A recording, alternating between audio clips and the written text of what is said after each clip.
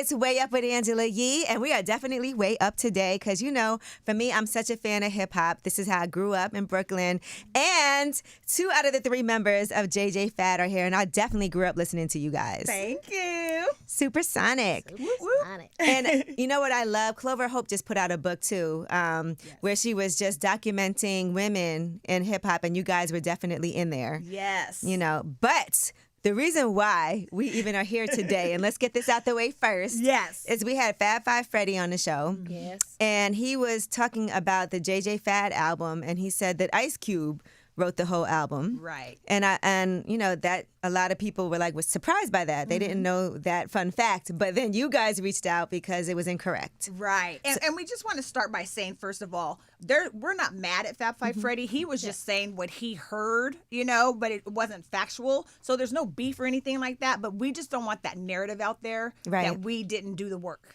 Okay. You know what I mean? So, no, Ice Cube did not write our album, and although he is our ruthless brother and we love him to death and we're very close to him. And although he did take part of writing some stuff on our album. Mostly our diss. Yeah. Okay. Diss records. It wasn't Supersonic. It was a song on the other side of Supersonic. Okay. So we just wanted to straighten that out because we did a lot of work on that song, and you know, we take a lot of pride in that. So we don't want that narrative to be out there that we didn't even do the work, that we were just the mouthpieces, and that's not true. We actually did the work, and we did write this. We wrote several songs on our album. Right. Understood. And you guys should make sure you get the credit because I feel like JJ Fad isn't getting enough credit.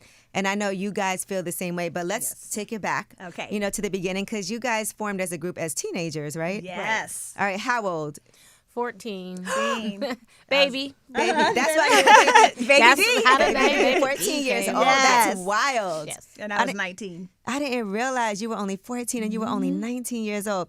All right, so let's talk about how y'all came together because at first it was 4 of you? 5. 5 of you, okay. There was 5 at first. How it all happened is that I had actually heard Salt and Pepper, their album, and I was like, gosh, really wish the West Coast could be, you know, represented like that. So one of my friends was like, well, then you should do it, you know? You like to rap, you're an entertainer, go ahead and try to start a rap group. And I was like, all right. So then I had an audition in my mom's den. I love it. And I had a group already. Yes. So with the age difference, my group we was the cautious crew. You know, we had break dance and we did all type of things, talent shows and everything. And you were a beatboxer also? And I was a beatboxer. The first female beatboxer. Absolutely. Absolutely. Okay. And that doesn't get enough credit as well. Right. But I held this audition, and her cousin was actually my best friend. Okay. And she told me that my little cousin can beatbox. And I'm like, get out of here. There was no female that could beatbox. And she's like, okay, well, you just wait. So she came with her cautious crew.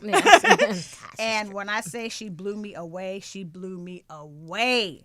So not only did I take her, I took the whole crew. That's so amazing. Yeah. And so your mom was very supportive of your career early on. Oh my gosh, so supportive and just encouraging and, you know, always wanting to help us. She started our, you know, when they used to have the fan club letters, she started our fan club. So it was just amazing how, you know, how much support that she gave all of us. And at the age of 14, Baby D, how supportive was your family? Oh, my mother, my brother and my sister, everybody was very, very supportive. But then it was like, no, you can't leave. You're too little. You're too young. And my mom, she was afraid at first. No, like, I'm not going to let you go out there. You're Rightfully too young. so. Yeah, you're too young. But she had to get permissions and everything. And Jerry, and they were going to take care of her, I promise. Tutors on tour, because we did a tour the first year. Okay. So. That's good that they were aware of all of those things that you would need and involved the way that they were, but also supportive. Yes, they were. Because it is a crazy business. And then you guys also did end up signing to Ruthless Records, right? And y'all were like the... very different Yes. from the other acts on Ruthless Records. Yes. We dub ourselves the Ruthless Princesses. We did, they were in the middle of starting the NWA album. So they were already progressing. They were already starting. And then Jerry told Dre, and Easy told Dre, just stop right now because I got these girls and we need to put them out first. And the reason we need to put them out first is because they're so hardcore. Right. They were afraid that mainstream wouldn't embrace them or the label. Right. So they put us out first as a way to be reputable, as a way to be like, okay, they're mainstream. Okay, they're going to, anything Open the on doors. Ruthless. Yeah, anything on Ruthless is going to be fine, you know. So we opened the doors for them to break out. Like soften it up. Yeah, Right. and also Right. funded their album with our with our. Because your album went gold. It went and eventually platinum. And eventually platinum. Yeah. That's a huge deal. Yeah. Yes. That I feel like people need to talk about that Yes. even more than they do. And so back to the diss records, because you Yeah. said Ice Cube helped write some of that. I can't believe JJ Fab was doing diss records. I heard Salt and Pepper had a little beef with y'all for a second. Because like, Well, it was you know at the time. Yes. You know, Yeah. when we came out, even we thought like dissing was the way. Right. You know, but we only did our. Salt and Pepper did that too when they Yeah, first came right, out. right. Yeah. So They did we diss thought records. that That's what was people out did. at the time, right? So we just said, well, let's just throw this out there, and that was the A side. So we're gonna diss.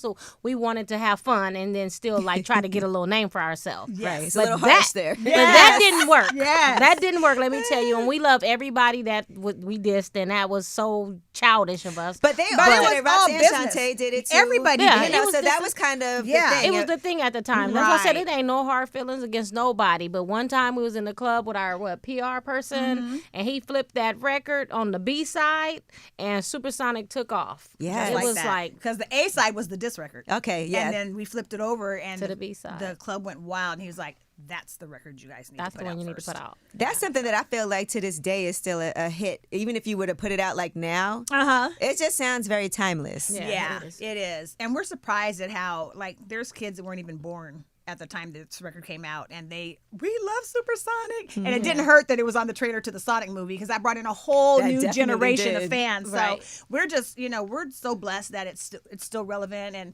people still love it. And like you said, it's timeless. So that's just such a blessing for us. And financially, like for instance, I used to work with Nile Rodgers, and he wrote "We Are Family." So he always talks Yes. about how that song is so big, it makes him a lot of money. Yeah. To this day, every single year, does Supersonic still bring in like some great checks every year? Yes, it does. Absolutely. And, still being able to go out and perform, and that helps as well. But we're not going to lie. We all have regular jobs. Yeah. Right. So Supersonic it doesn't make us rich. You know what I'm saying? Right. But it still pays the bills, and it's It's a nice income way that to we get love. that- Yes. that check. Yes. Like- But I know a lot of people think, oh, you made a record, you're rich. You Right. know, and it's just not like that. We want benefits, we want consistency, so we all hold regular jobs. Yeah. Now, I know you guys said you never broke up, but you did take a break from the industry just because Yes. of family reasons, handling things like that. And I remember Salt and Pepper even talking about that, how sometimes having a kid in this business, and I think even to this day with women, like I remember when Cardi B was pregnant and people were like, oh no, that's going to ruin things, but it didn't. No. And so back then, what was it like when you guys were like, okay, we're ready to do this? Did you think you were still going to be touring and working, or was it like, you know what, maybe we do need to take a little break? We took a break. We definitely took a break because we had children that we wanted to be there for. We didn't want to miss the first walk. We didn't want to miss the first game. We didn't want to miss the first dance. We wanted to be there for every step of the way. So when we did just get back together, we didn't ever break up. We just went home, to be home with our families. They were old enough to understand, and we seen every first. Right. Every Right. first. We didn't miss not one first. And they're all in the same age group. Yeah, like that's the her funny thing. firstborn. Her firstborn is my goddaughter, and my firstborn she's the. See, I godmother. love the fact that it wasn't never no issues, because you No. hear about groups, men and women, Yeah. all the time, and there's all this drama, and then this person said this, and now y'all dissing each other, but then Yes. you have to come back together because you needed to. Right, Yeah, no, right. this is all love, all love. And we're not gonna lie. I mean, there's times where we fight or we argue, Right. But the bottom line is communication, and we're all Christians, so we know how to talk to each other. We know how to resolve problems. We know how to say, hey, you know what, I was wrong, and I'm sorry. Okay. We know how to do that. And I always say all the time in every interview, what God brought together, how dare us tear it apart for our own selfish reasons or for our own egos. So we always go back to communicating. God put us together. That's where we're going to stay until death do us part, like Right. we're married. So Now, how was it for you guys being in the midst? Because there was a lot of drama going on, being signed to a label like Ruthless, and even with Jerry Heller and with Yeah.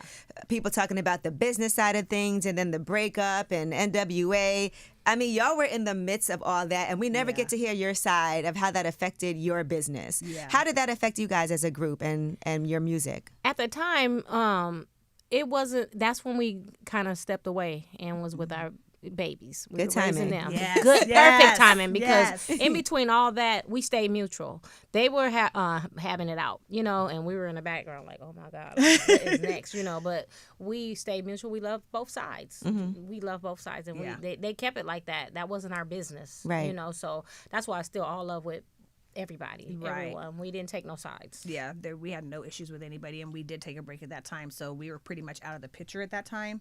But I will say, and people always like, Jerry Heller, he was a crook, blah blah blah blah. But I have to tell you, Jerry Heller was very good to us. Okay. He, as far as we know, and mind you, we're young, so we didn't know contractual stuff, but he gave us our own publishing. Wow. Yeah. And he made sure like he accounted for everything. Like we didn't see That we any thought we was accounted right. for, you We know. didn't see any issues. Did y'all have lawyers that were handling that, or did he? They just, were his lawyers. That's always a no. Yes, But yes. we didn't know. Fortunately, yeah. Yeah, we were young, but I still say to this day, like he treated us just like his kids. We were very close to him. Like he has a picture of us all on his wall. We called him Uncle Jerry. Right. You know, so we didn't see any of that. Now, whether it was there or not, and there was little chipping off the side, we have no We idea. have no idea. And baby D, you We were don't, only you you know, were them so chipping. young that is probably you could have gotten out of any contract right at that age. I would think. Right. Because when we look at it now, I'm like, wait, where's your mama's signature? Where's that? Because we sure still be looking Yeah. to this day. Because it's just funny how people, even when they made the Straight Outta Compton movie, like we were snubbed out of that, and that really hurt us because we were there. And like she said earlier, we opened the doors for Ruthless. So how could you even do Ruthless movie, story, whatever, without even mentioning us? But you know what that leaves a great space for? I know you guys are working on your Yeah. own movie. Yeah. And I think that leaves a great space for you to be able to tell your own story from Right. the way Yes. that y'all saw it. And I know they always say a lot of things were left out of that movie. But I feel like that would have actually been a benefit. Because business-wise, even seeing how they put you guys out first, you guys went gold and then eventually platinum with your album, and how it was used as a way to kind of soften the way. Yes. That's important. Yeah. It is very- yeah. As a story. And we also didn't see enough of like women. You guys were also the first female rap group to be nominated for a Grammy. Yes. And again, and I saw you guys talking about this too. And I saw Jerry Heller also shouting y'all out for the contributions that you've made and not gotten the recognition for, but you weren't even invited to the 50th anniversary Right. of hip hop. And being the first female rap group nominated for a Grammy, I would think at least be in the audience, at least some type of interview or something. Right, exactly. Because if you're at the Grammys and they're honoring rap, and rap was the very first category in the first 80s, year. and you were the first one nominated, why are you not there? Like, all of us should have been there. It was, who was nominated? Us, Salt and Pepper, Jazzy Jeff and the Fresh Prince, Public Enemy, Kool Moe D. And they boycotted. Yeah, they boycotted. And we was there. Yes, us and Kool Moe D. We was hanging in there. But the funny Kool Moe thing D. is I always remember Chuck saying, y'all need to go. Because this is important. We're going to make a statement because that's what we do. That's who we are. You know, Public Enemy, they're going to make a statement. Right. So he said, but you guys need to go. He goes, this is a first. You guys are young. This is an opportunity that may never come again. And it didn't. The Grammys. Right. Not yet. We might, hey, we still got opportunities. Still got things happening. But we're thankful that we did. Yeah. Because we got to bring our parents and they got to see, you know, they were so proud and they got to see us shine and, you know, wear our little tuxedo skirts and just, it was just really a night to remember. It and was. we cherish that. Right. Yeah. No, and I saw even with Public Enemy, they were just at the iHeart Festival, and we were talking about them getting inducted into the Rock and Roll Hall of Fame. I think they were only the 4th hip hop group ever to be inducted, and you guys were actually there for that, right? Yes. So you have a still good a relationship with Chuck D. Yes, very, very good relationship. I call him like a mentor because we went. Matter of fact, we were on the very first national hip hop tour, which was the Run's House tour. We were on that tour. The only women? Only women. Only Okay. women. Yeah. And they all were so protective and they treated us like gold. I'm like, she's gonna have to tell you the story about Run DMC. But anyway, I'll finish telling you about Chuck. We would take long walks like after the show, like wherever we are. And he would tell me about the business. Make sure you do this. Make sure you do that. Make sure you have this. Make sure you have that. Like he always mentored me, and said, "These are the things that you need to do to be successful." And I'll never forget that because I cherished all that knowledge that he had at that time. You know, so that was really special to me, and that's why I love him. Now I want to hear your story. Yes, It's long, y'all. No, it's just like I had to stay home. See, I had to stay in the room because I was young. You know, I was 14, and then you would take like DMC. It would say, "Come on, I'll babysit. I'll babysit." So he was my personal babysitter, and we would sit and write raps and just all night until they come and get me. And we just had like the greatest time. Like Flavor, Flavor was like. Oh, he was wild and crazy. I got to run around with him a little bit, but then now going back to the babysitter. Right, So we wanted to go out. We wanted to go to the club, and she couldn't go. Right. So D was like, "I'll watch her." Yeah, he wasn't getting out like them, so he took care of me, and I love him for that. That's good that people were actually looking out for you because we've heard a lot of horror stories of what it can be like for women in this business. Right. Who was it? Kevin Powell just recently was writing an article about how hip hop has changed so much from when it used to be like making a statement to what it is today. Ooh, And listen, there's always been a variety in hip hop. I think it's always like fun songs. There's songs that make political statements. And I think there's space for everything. What do you guys think about music today? I like the music. Well, I can't even say that. Let me take that back. Some of the music I like today. I'll tell you what I do admire about women in hip hop today, though, is that they are doing it on their own terms. Right. Yes. They don't have a male person behind them. They're doing it all themselves. Now, you think back to our time. Yeah. We had Ruthless. We had NWA. They were like our brothers. And then you had Salt and Pepper and them Salt and Pepper had. Who'd they have? Herbie Love Bug. But what they call their crew, though? I forgot what their crew was. Okay, they had a crew, and then Queen Latifah. She had her crew. Flavor Unit. Flavor Unit, which eventually she unit. became the head of Flavor Unit. But everybody had like males behind them. And not saying that they were pushing our buttons, but we did have to go through them and say, what about this song? Or can you help us with this song? That we had to answer to them, not really answer to them, but get their approval on how do you like this? How do you like that? But now women of today, they're doing their own stuff. Yeah. It used to be you needed that male cosign in order to even be heard. But now it's like, okay, I'm outside. Right. But that also is part of why streaming has been really effective for people to be able to put out stuff like in their own time and not have to have a huge machine behind them always. Right. You used to have to be signed to a major label for people to even know who you were, work the record, go to the markets, visit, do tours, do this huge press run, then the article doesn't come out for 3 months. Right. Exactly. Right. So now it's like I could go right on. Do my own thing right now, right here. And we respect that. I mean, that wouldn't be our style like some of the women of today, the way they dress and how they're, they're very sexual. That's just not who we are. Right. But we give them respect because that's who they are and that's who they want. If that's the image you want, you like it, I love it. But JJ Fab was just so necessary back then because I even remember for myself just watching the video how much fun it was. That fast rap. I was like, okay, because nobody could get that. Right. I was like, all I could do was that's it. That was it. That's the only part. Yes, exactly. But Eminem actually paid homage to you guys as well. Yeah. Yeah. So did. how did that feel to have because I'm sure that was unexpected at the time. Very unexpected. We were so honored about him, Fergie. You got Redman did a little something. But it's quite a few people that we could pay homage about. Supersonic and JJ Fab. And so we appreciate that. Where does the JJ Fab movie start? We are in the writing processes right now, and I think we're going to do a documentary first, and then go on from there. So we're just in the infancy stages right now. So, but we'll get there. We'll let you know for sure. Okay, we're hoping by next year. But where does the story start for you guys? Like, if you see the opening scene, what do you see in the opening scene? The auditions in the den. Okay. I think I think people will be interested in seeing like that's the beginning. Right. How many people auditioned? It was like 40. Shoot, you tell me. I mean, I know my crew came. Yeah, I used to have before that. Yeah, there was about after them we shut it down. No, that's it. There was about 40. Okay. Yeah, there was about 40, and we live in a very small town. It was called Rialto, California, which is about 60 miles east of Los Angeles. And speaking of Rialto, we love to represent them because Baby D and I are both from Rialto, and we just got a street named after us. Yes, I saw that. Such a big deal. That must have been really exciting. Yes, that was such an honor. Yes, that was awesome. So when your hometown loves you, it's amazing. Now, how hard was it back then for you guys to date?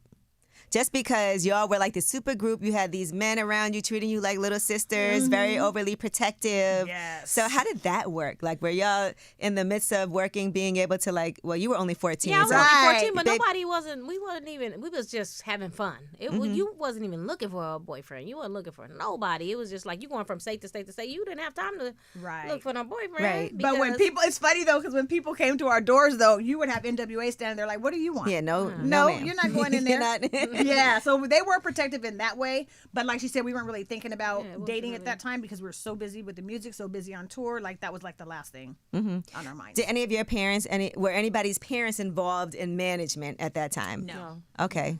That was never a conversation? No, but they all met Jerry. Okay. You know, and they wanted to see if they could trust him and everything, and they all fell in love with him. And you know, he has the gift of gab, so they were like, okay, you're in good hands.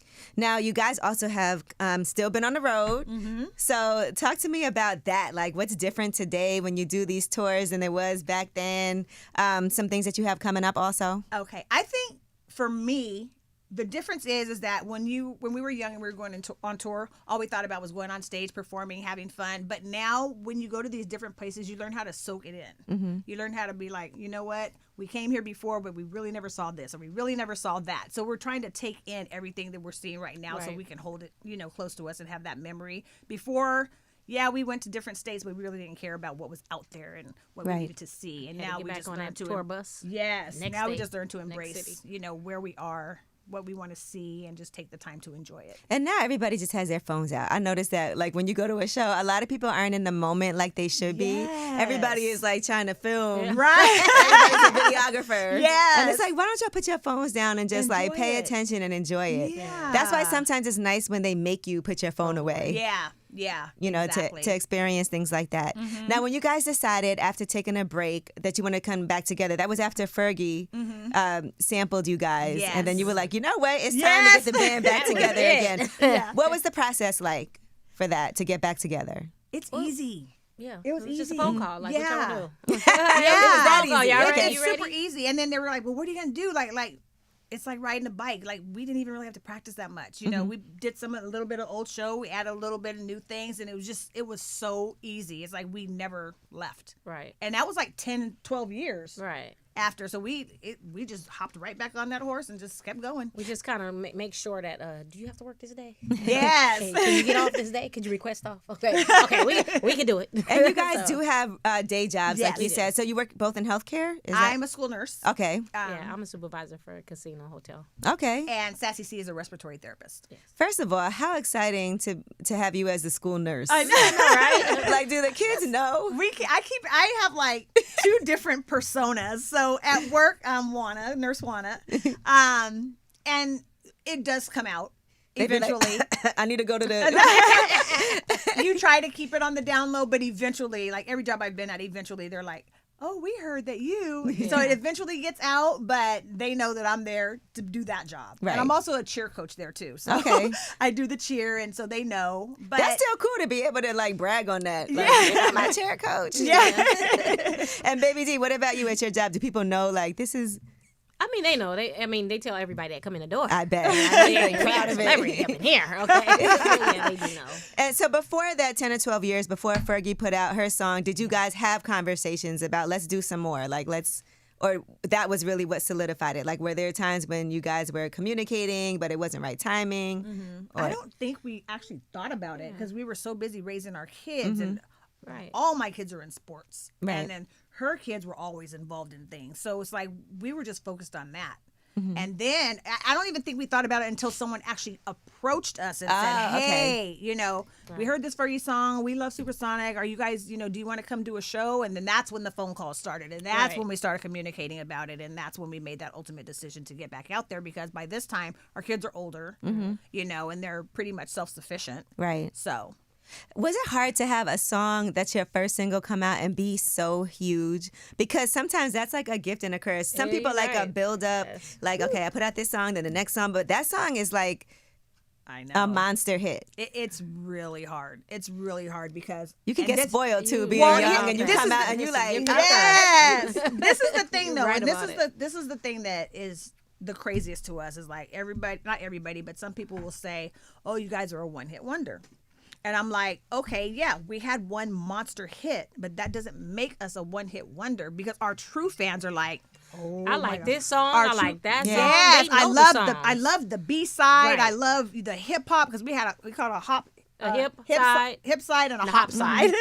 Right. So the hop side, like they love, you know, and everybody's like, I like the B side. I like this song way better than Supersonic. So our true fans really know that we're not a one hit wonder because they love the entire album. Right. So that kind of bothers me, but I get it because it was so big, That's and the some one people that- do only know that song. But your true fans and your true followers, they know that Right. that album was bomb. I mean, it was a Dre production. You know, you got to really. And you guys are still cool with him to this day. I saw y'all, he FaceTimed you guys while he was somewhere doing an interview. Yeah. I mean, imagine, so you are working on some new music. Yes. Okay, so what's the sound like now for JJ Fab? And that's where we're torn because if you really think about it, Angela, how many people from the 80s have come back and tried to come back and make a song and it was successful? Right. Not very many. I don't think there's any, to be honest with you. I don't think there's any. So we're being really careful about how we come back because you don't want to alienate those fans that love Supersonic. Right. But you also want to make sure that you're up to date with what people are hearing. Right. today. I also feel like it's a very nostalgic time. Yeah. People love going back and sampling songs. And some of the feels of certain things kind of remind you of that era. Because some people would say that's like one of the best eras of music. It's feel good, you know. So it's like being true to who you are, but also knowing how to, I guess, I don't know. It is a weird thing. gotta- How do you do that? So Because I'm trying to think who has had from the 80s come back and done something right. that's been. We have We tried done and tried tried. to flip it and flip it Yes. again. And flip it. But it's just a little fast-paced, still dance type of, you know. But then we don't want to be just too A, B, C, D, E, F, G, you know. Right. So you still gotta. We dibbling and dabbling. We got the Yeah. title for the songs, doing a little writing. We actually did a song with Ozo Motley and Lisa Lisa. Oh, Yeah. First of all, you know, I used to let me sing Lisa Lisa. Yes. I saw that you did that years ago. Yes. That was cool. It was fun to It do was that very and get fun. back in the studio and really, you know, put something out there. So that was a lot of fun. Maybe I should do a new diss record. Who y'all gonna? Hey, we messing with them everybody. girls. That don't go over well today. Yes. People are way too sensitive today. Exactly. I think the last person who really did that was 50, that it really kind of worked for. And then after Yeah. that, when he did How to Rob or whatever, and then after that, Yeah, it's that's kind of like like you that's what can't that- be just. Somebody will shoot you. Yeah. Don't play with them people. Well, listen, I want to thank you guys so much for coming through. This honestly was such a pleasure for me. I know this all started with you wanting to make sure that you set the record straight. Yes. Is there anything else you feel like you need to set the record straight on while we're here? Only that we just want our flowers while we're here. You know, we don't want to wait till something bad happened and they coulda, shoulda, woulda us. We feel like we deserve to be on the platform with all the hip hop, you know, with all the pop, hip hop. We crossed over early, and at one point now they mad that they were mad. Like they crossed over. Now everybody want to cross over. You know, it's just we just want the respect and the love that, you know, we deserve. Right. That's all. And our place is stamped in hip hop history. Yeah. So give us that respect. If you have hip hop's 50th, then include us, because what more history do you have than being nominated for the first Grammy, you know, being on the first national tour? Like, what more history is there than that, you know, as far as hip hop goes? So we just want that respect. We just want to be included, you know, in the 50th anniversary and all the time, just even in the conversations. It doesn't You have to know. just be the 50th anniversary. Right. And it doesn't have to just be about women Right. and hip hop. It could be hip hop in general. Correct. Correct. Because listen, being on Ruthless Records ain't, you know. But and shout out to Clover Hope too, who included you guys. Oh, yes. I honestly love her book. Her book is called The Women Who Made Hip Hop, and there were so many women. Some I didn't know about, but a lot that I was like, oh my God, I forgot about. You know. Yes. All these different artists, and you guys are definitely in there. But this is an honor for me to have y'all up here, just because I grew up as a hip hop kid in Brooklyn, and so like I said, I never thought I'd be in a position to be sitting in a room with you guys. So thank you so much. Thank you. Thank you for having us. Thank Appreciate you. it. We had a good time. Thanks, Angela. And thank you for letting us have our voice and set that record straight because we wrote our songs. No, and it was definitely misinformation. I know it wasn't no hard feelings. No, none at all. Because, some people will attack you, be like, yeah, you dummy. But Yeah, y'all were oh, very no. like, no, this is not true. We would Right. love to set the record straight. And I immediately was like, yes, please. And another thing that cracks me up is like we had someone said, why isn't Ice Cube talking? How come he's not saying anything? And I'm like, this is It's not not his. true. Yeah. Like, why does he need to say anything? We're telling you, It's like, it's not his thing. It's not his deal. Let me ask you this: when he helped write some diss records and help with that, was there anything that you were like, "This is too much. I'm not saying that." Oh no, we loved it. Okay. Because we were such It was young little girls. Right, We're like, and oh, we dissing get to was say in. that? Yeah. Oh, okay. Because some of them diss records that they wrote was so harsh. Yes. I was like, yours was fun. Yes. It was still. We had some brutal ones. Though. Yeah, I was gonna say it's still offensive. Yes. It was We're still brutal, offensive, yes. but it wasn't like. Crazy. Yeah. It wasn't like no coming back from Right. it. Did you ever have to I know you are cool with Roxanne Shante, but was Yeah. there ever any explanation look, girl, it wasn't no. Yeah. was, Yeah, we've had those conversations. Because we wanted actually awkward moments. Yes. we went up to Sirius and we were there with us and Yo-Yo and a bunch of women and we were talking about it. I said, come on, Roxanne, let's take a picture. We took a picture like boxing gloves, like we were boxing each other, like we were still beefing. But no, we know that was all for pub, to get out there. That was a way for us to get in the door, so we thought, Yeah, it's and like a hip-hop everybody was doing battle. it. Yeah, absolutely. So, no hard feelings with anybody. Well, I'm looking forward to the documentary. I'm looking forward to the movie. Thank you. So keep me updated. We Will will, do. for sure. All right, JJ Fab. It's Yay! Wake Up with Angela Yee.